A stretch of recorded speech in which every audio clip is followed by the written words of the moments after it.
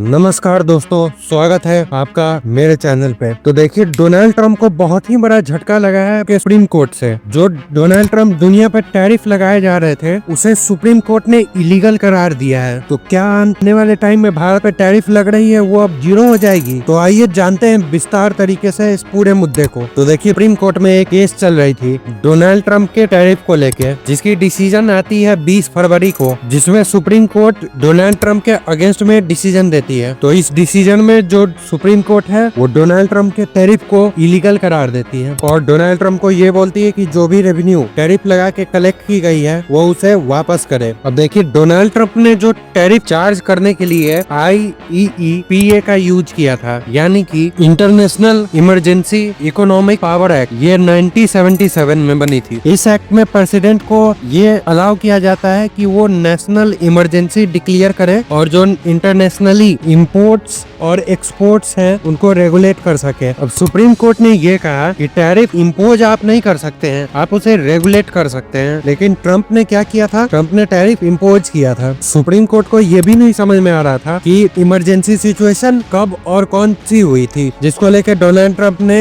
ये law use करके tariff impose किया था। अब इस जजमेंट को लेकर डोनाल्ड ट्रंप काफी ज्यादा बौखला गए थे। अब डोनाल्ड ट्रंप ने एक नई सेक्शन 301 और 232 यूज करके सभी देशों पे 10% का टैरिफ लगा दिया है। अब क्या है ये 301 और 232 सेक्शन, आइए समझते हैं। अब सेक्शन 301 में प्रेसिडेंट को ये राइट मिलता है कि अगर कोई भी ट्रेड में डिस्क्रिमिनेशन हो रहा हो तो इस सिनेरियो में प्रेसिडेंट टैरिफ इंपोज कर सकते हैं। लेकिन इस चीज की इन्वेस्टिगेशन में करीबन महीने लग जाते हैं। अब सेक्शन 232 नेशनल सिक्योरिटी को प्रोटेक्ट करने के लिए यूज किया जाता है। जिस केस में अगर कोई भी इंडस्ट्रीज हार्मफुल सब्सटेंस को इंपोर्ट कर रही है तो इस सिनेरियो में टैरिफ इंपोज किया जा सकता है। तो क्या इस जजमेंट के बाद भारत पे जो लगे हुए 18% टैरिफ है वो घट के 0 हो जाएंगे? तो इसका जवाब देते हुए डोनाल्ड ट्रंप ने ये बोला कि कोई भी टैरिफ कम नहीं हो रही है। जो पहले अमेरिका टैरिफ देता था उसके बदले अब भारत को टैरिफ देना पड़ेगा, इसमें कोई भी बदलाव नहीं होने वाला। अब देखिए, इंडिया के लिए काफी ये अजीब सी सिचुएशन हो गई है, क्योंकि डोनाल्ड ट्रंप ने जो इंडिया जो टैरिफ लगाई थी उसमें डोनाल्ड ट्रंप ने IEEPA का ही यूज किया था और इंडिया और अमेरिका की जो ट्रेड डील है वो नेक्स्ट मंथ ही साइन होने वाली है ऑफिशियली। तो काफी इंटरेस्टिंग होगा आने वाला टाइम। कोई नई अपडेट आती है तो मैं जरूर आपको बताऊंगा। अभी के लिए बस इतना ही। जय हिंद, जय भारत।